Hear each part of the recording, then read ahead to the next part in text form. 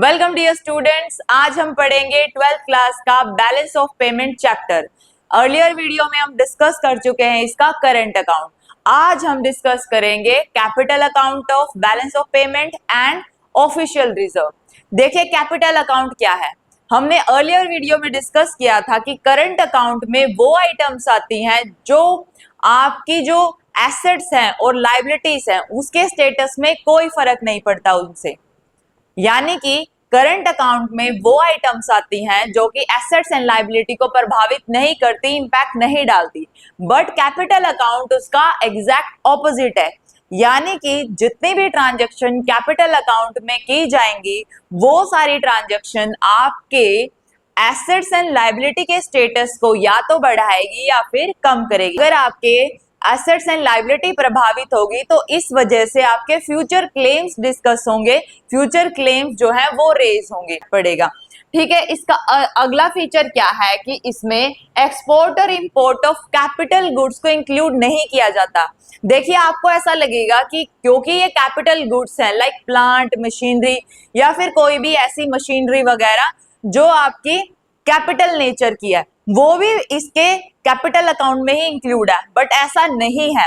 ये जितनी भी गुड्स एंड सर्विसेज हैं, और हम पहले भी डिस्कस कर चुके हैं कि जो गुड्स एंड सर्विसेज हैं वो आपकी करंट अकाउंट में आती है, ना कि कैपिटल अकाउंट में। और प्लांट एंड मशीनरी भी एक गुड्स है, दैट इज वाई आप उसको कैपिटल अकाउंट में इंक्लूड नहीं करेंगे।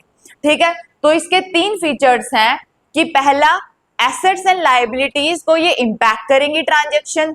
दूसरा, ये फ्यूचर क्लेम्स को जनरेट करती है, क्योंकि अगर एसेट्स एंड लायबिलिटी आपकी प्रभावित होंगी तो आपके फ्यूचर क्लेम जनरेट होंगे। और लास्ट इसका फीचर ये है कि export and import of capital goods इसमें इंक्लूड नहीं होगा। ठीक है, अब हम जानेंगे कैपिटल अकाउंट में कौन कौन सी ट्रांजैक्शन इंक्लूड होती है, यानी कि component of the capital account.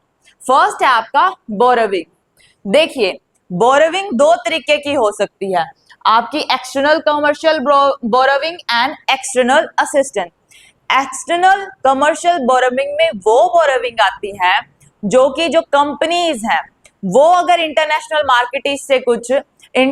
Market से अगर कुछ लोन ले रही है विद द हेल्प ऑफ जैसे डिबेंचर्स इश्यू कर दिए इंटरनेशनल मार्केट में, तो उससे जो बोरोविंग से इनफ्लो होता है वो भी आपका कैपिटल अकाउंट का ही कंपोनेंट है।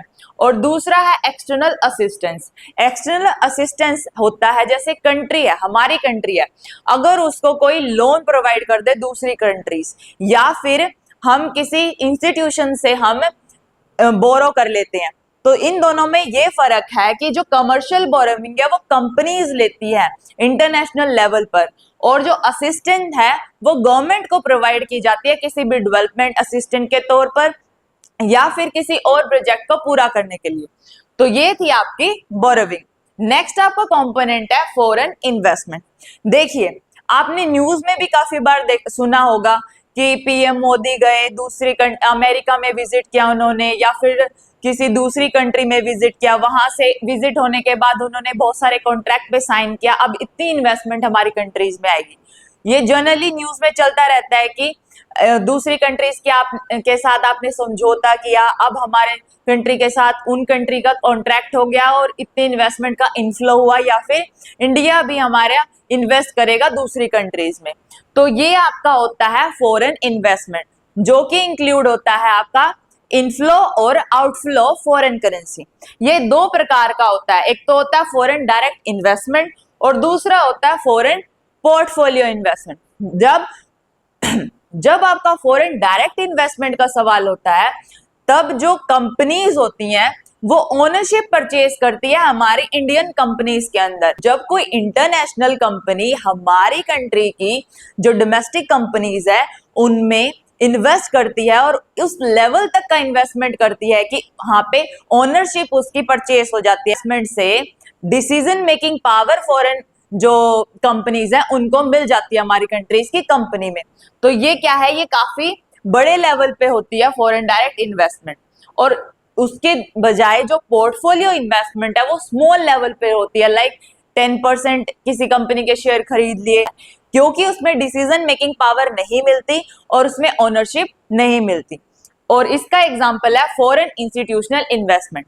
जैसे कि बहुत सारे ऐसे इंस्टीट्यूट होते हैं जिनका काम ही इन्वेस्टमेंट करना होता है फॉरेन कंट्रीज के अंदर, तो उनको इंक्लूड करते हैं हम पोर्टफोलियो इन्वेस्टमेंट में। उनका मेन पर्पस ओनरशिप परचेस करना नहीं होता, उनका मेन पर्पस होता है इन्वेस्टमेंट से इनकम जनरेट करना।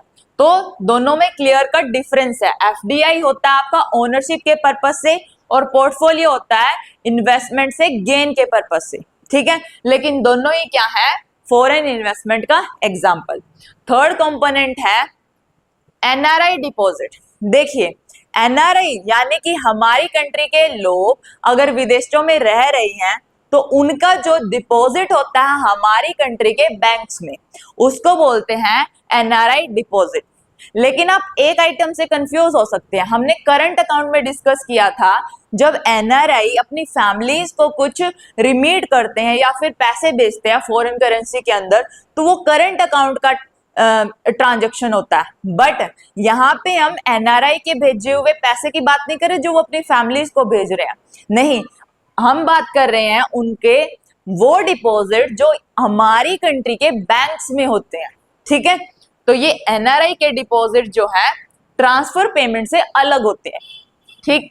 अगला है बैंकिंग कैपिटल, यानी कि हमारी कंट्रीज के जो बैंक्स हैं अगर वो ट्रांजैक्शंस करते हैं दूसरी कंट्रीज के रेस्ट ऑफ द वर्ल्ड के बैंक्स के साथ और उनकी वजह से अगर इनफ्लो या आउटफ्लो हो रहा है फॉरेन करेंसी का, तो वो भी आपका कैपिटल अकाउंट की ही ट्रांजैक्शन मानी जाती है। लास्ट है आपका short term trade credit. Short term trade credit क्या है? देखिए जब हम इंटरनेशनल लेवल पर इंटरनेशनल मनी मार्केट में हम फ्यूचर क्लेम्स करते हैं, यानी कि जैसे हमने लास्ट चैप्टर में भी पढ़ा था spot transaction and forward transaction. जब फॉरवर्ड ट्रांजैक्शंस होती है जिससे इंटरनेशनल करेंसी का इनफ्लो या आउटफ्लो होता है due to short term trade credits, तो उसको भी इंक्लूड किया जाता है कैपिटल अकाउंट्स में, ठीक है। तो आपके ये आइटम है, ये कैपिटल अकाउंट का कंपोनेंट कहलाती है। रिवाइज कर लेते हैं। बोरोविंग, बोरोविंग में है एक्सटर्नल कमर्शियल बोरोविंग जो आपकी कंपनीज करती हैं, और एक्सटर्नल असिस्टेंट जो इंटरनेशनल इंस्टीट्यूट से कोई कंट्री ले रही है या फिर किसी कंट्री से ले रही है। और एक बात और है इनमें, ये एक्सटर्नल जो असिस्टेंस होती है वो थोड़ा हमें चीपर रेट पे मिल जाता है, लेकिन जो एक्सटर्नल कमर्शियल बोरोविंग है वो मार्केट रेट पे अवेलेबल होता है। और अगला कंपोनेंट था फॉरेन इन्वेस्टमेंट जिसमें एफडीआई था, जिसमें ओनरशिप परचेस करते हो आप, और दूसरा था पोर्टफोलियो इन्वेस्टमेंट, ये होता है इन्वेस्टमेंट गेन के लिए। और अदर कंपोनेंट में इंक्लूड है एनआरआई के deposits rather than transfer payments, और एक है बैंकिंग कैपिटल जो कि इंटरनेशनल बैंक्स की जो पेमेंट्स होती हैं, और लास्ट आपका शॉर्ट टर्म ट्रेड क्रेडिट, ठीक है। जब ट्रेड के चलते आपका कैपिटल का फ्लो होता है, आपका फॉरेन करेंसी का फ्लो होता है। अब हम देखेंगे इसका लास्ट अकाउंट, यानी कि बैलेंस ऑफ पेमेंट में 3 आइटम्स होती हैं, current account, capital account and official reserve. Last है official reserve account.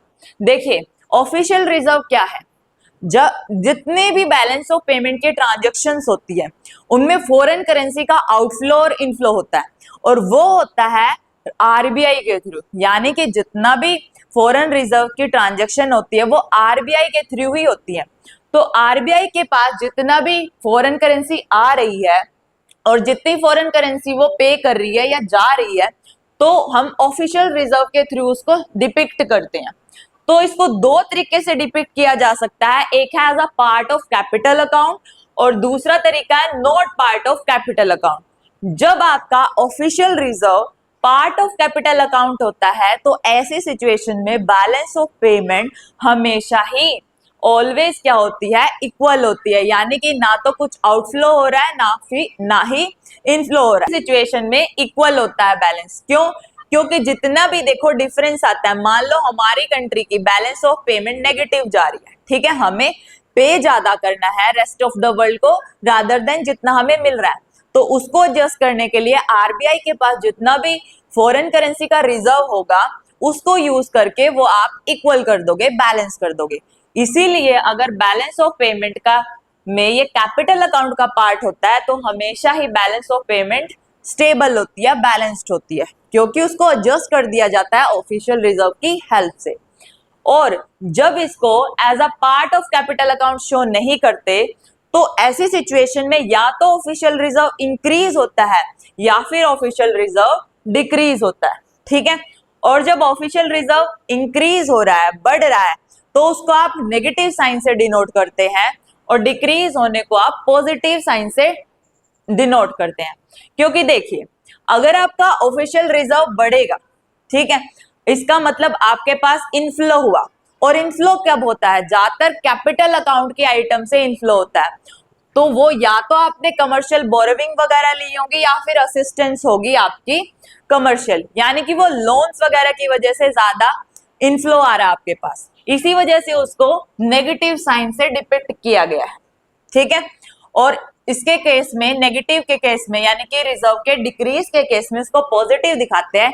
It means हमने दूसरी कंट्रीज को या फिर रेस्ट ऑफ द वर्ल्ड को कुछ ना कुछ पे किया, कोई लोन प्रोवाइड किया है, तो ये हमारे लिए पॉजिटिव है।